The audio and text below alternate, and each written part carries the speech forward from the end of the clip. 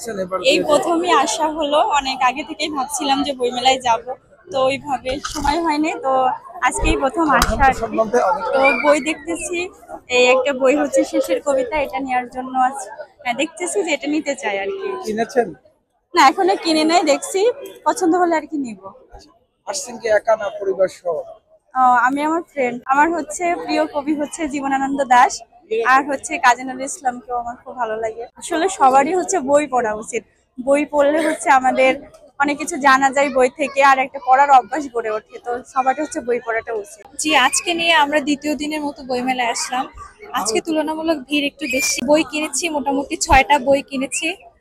বইয়ের প্রাইস সাধ্যের মধ্যেই, আর সব মিলিয়ে ভালোই লাগছে। আমার বিশেষ করে যদি বর্তমানের কথা বলতে চাই, আমার সাদাত হোসেনের বই ভালো লাগে। আমি এখনো সাদাত হোসেনের বই খুঁজতেছি, এখনো কেনা হয়নি, ইনশাল্লাহ কিনবো। সাদাত হোসেনের নির্বাসন বইটা আমার অনেক ভালো লাগে, সাথে সাথে মরণোত্তর বইটাও অনেক ভালো। এখন দেখা যাক, এখন যেগুলো বের হয়েছে তার মধ্যে থেকে একটা কিনবো। আপনার সাথে আমরা কি কি বই কিনলেন? আচ্ছা, আমি হচ্ছে আরিফ আজাদের বই কিনেছি, আর বিভূতিভূষণ বন্দ্যোপাধ্যায়ের অশ্বনী সংকেত ভালো লাগলো দেখে কিনলাম। আরেকটা নতুন রাইটারের বই কিনলাম, ওটা হচ্ছে আপনার টাইম মেশিন, ভালো লাগলো দেখে এই জন্য নিলাম। জানি না। আসলে বর্তমান প্রজন্ম তো বই থেকে হারিয়ে যাচ্ছে, তাদের উদ্দেশ্যে কিছু বলার আছে?